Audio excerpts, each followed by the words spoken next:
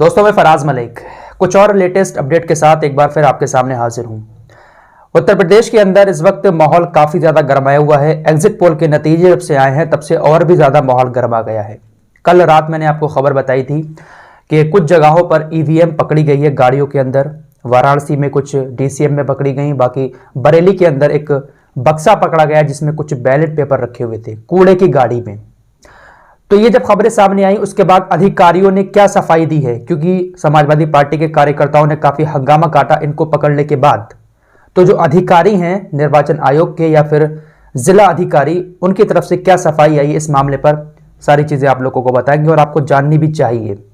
बहुत जरूरी बातें हैं, ध्यान से सुनना। लेकिन इससे पहले एक अपडेट अभी आ रहा है हाई स्कूल और इंटर की परीक्षा को लेकर। उत्तर प्रदेश के अंदर 24 मार्च से हाई स्कूल की परीक्षाएं शुरू हो रही हैं। पूरी लिस्ट आपकी स्क्रीन पर लगा दे रहा हूं, हाई स्कूल की भी और इंटर की भी। तो 24 मार्च से हिंदी का पेपर है हाई स्कूल का। लिस्ट आपकी स्क्रीन पर है। जो लोग उत्तर प्रदेश के हैं, हाई स्कूल और इंटर की परीक्षा की डेट का इंतजार कर रहे थे, तो वीडियो रोककर 1 मिनट स्क्रीनशॉट ले लें और सेव कर लें। अब चलते हैं वाराणसी की तरफ। ये वीडियो आपकी स्क्रीन पर है। कल से काफी ज्यादा वायरल हुआ ये वीडियो और वाराणसी का बताया जा रहा है। समाजवादी पार्टी के कार्यकर्ताओं ने एक डीसीएम को पकड़ा जिसमें बहुत सारी ईवीएम रखी हुई थी, बक्से रखे हुए थे, उसके अंदर ईवीएम भरी हुई थी। इसको पकड़े जाने के बाद काफी हंगामा हुआ और तुरंत अखिलेश यादव ने भी एक प्रेस कॉन्फ्रेंस की, जो मैंने रात आपको बताया भी था। उन्होंने बहुत सारी बातें की और बहुत सारे आरोप भी लगाए भाजपा के ऊपर। उन्होंने साफ तौर पर यह कह दिया कि भाजपा जो है सिर्फ धांधली करके जीतेगी, वरना पूरा जनादेश जो है वो हमारे साथ है, पूरी पब्लिक हमारे साथ है। अगर इस बार हमारी सरकार नहीं बनती है तो फिर क्रांति करनी पड़ेगी लोगों को सत्ता बदलने के लिए, क्योंकि जब इंसान अपना वोट डालकर भी अपना मनपसंद मुखिया नहीं चुन पाएगा, ईवीएम से कोई सरकार गड़बड़ी करके सरकार बना लेगी, तो फिर इस लोकतंत्र की लड़ाई का क्या फायदा। उन्होंने कहा कि यह आखिरी लोकतंत्र की लड़ाई है। बहुत बड़ी बात कही है उन्होंने कि आखिरी लोकतंत्र की लड़ाई है, इसके बाद क्रांति करनी पड़ेगी लोगों को। साथ ही साथ उन्होंने एक आरोप यह भी लगाया कि जो बड़े अधिकारी हैं डीएम साहब, जहां पर काउंटिंग होना है, तो योगी आदित्यनाथ के ऑफिस से महासचिव का और पता नहीं किस किस का उन लोगों के पास फोन जा रहा है और वो कह रहे हैं कि जहां पर भाजपा हारती हो वहां पर काउंटिंग को स्लो करा दिया जाए। जिन जगहों पर भाजपा हार रही है वहां पर गिनती थोड़ी स्लो करा दी जाए ताकि कोई घोटाला करने को मिल जाए। ये बड़े बड़े आरोप लगाए हैं अखिलेश यादव ने।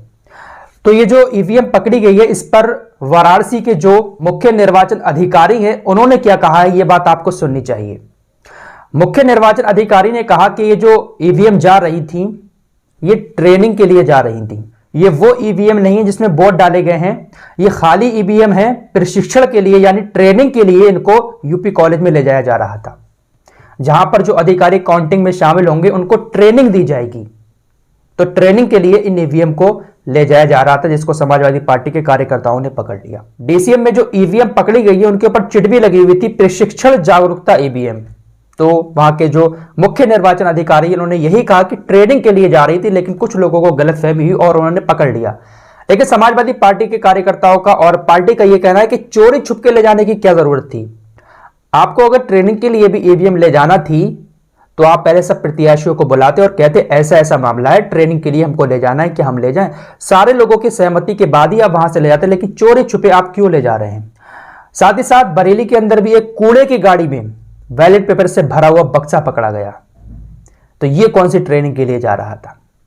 चलिए, वाराणसी के अंदर तो ट्रेनिंग के लिए जा रही थी, लेकिन कूड़े की गाड़ी के अंदर, कचरा ढोने वाले गाड़ी, उसके अंदर एक बैलेट पेपर का बक्सा पकड़ा गया है। ये अपने आप में बहुत बड़े सवाल खड़े करता है कि कूड़े की गाड़ी में आखिर क्या जरूरत है रखकर ले जाने की। क्या ये भी किसी ट्रेनिंग के लिए जा रहा था। जब समाजवादी पार्टी के कार्यकर्ताओं को इस कूड़े की गाड़ी पर शक हुआ तो उन्होंने इस गाड़ी को रोका। जब खोला तो इसके अंदर बक्सा रखा हुआ था। बात काफी ज्यादा बढ़ गई तो जिले के जो डीएम साहब हैं और बड़े बड़े अधिकारी हैं वहां पर पहुंचे। उन लोगों ने बाकायदा उसकी जांच की और कहा कि इस मामले में जो भी दोषी होगा उसके ऊपर सख्त कार्रवाई की जाएगी। यानी उनको भी लगा कि ये कुछ गड़बड़ी की गई है। हंगामे के बाद डीएम शिवकांत द्विवेदी ने कहा कि यह आरओ की गलती है कि उसने चुनाव से जुड़ी सामग्री को कूड़े की गाड़ी में भेज दिया और इस बात को लेकर कुछ लोगों ने आपत्ति जताई। फिलहाल अभी मामला सब कुछ ठीक है।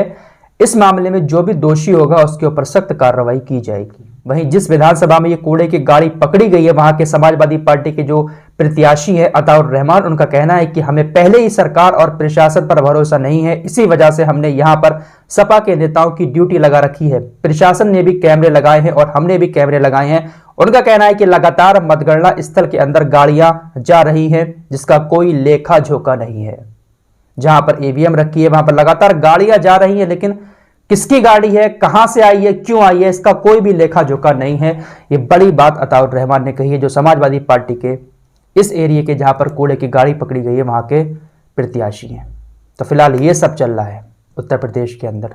कल का समय है, देखते हैं भाई क्या होता है। फिलहाल आप लोगों की इस पूरे मैटर पर क्या राय है? जैसे कोई और लेटेस्ट अपडेट आएगा आपको सबसे पहले बताने की कोशिश करेंगे।